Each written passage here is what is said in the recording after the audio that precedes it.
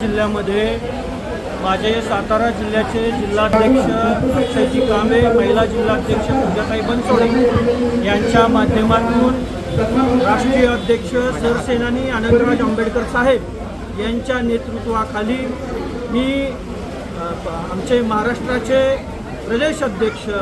Doctor Suryavanshi साहेब यांच्या नेतृत्वाखाली, युवा नेते अमन आंबेडकर साहेब यांच्या नेतृत्वाखाली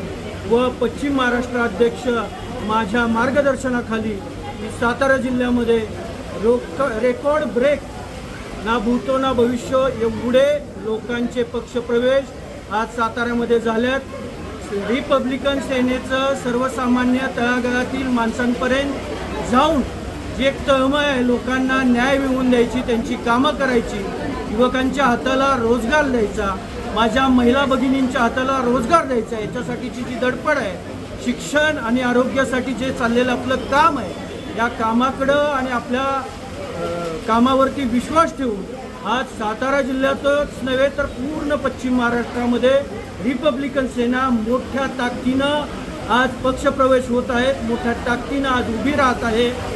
माझ्या पक्षामध्ये सर्व समाजाची लोक आहेत, अशी एक जात नाही की त्या जातीचा माणूस रिपब्लिकन सेनेमध्ये काम करत नाही। सातारा जिल्हा एकमेव असा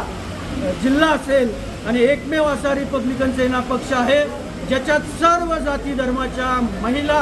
भगिनी, युवती, युवक, माझे बांधव एकजुटीनं रिपब्लिकन सेनेमध्ये काम करत आहेत।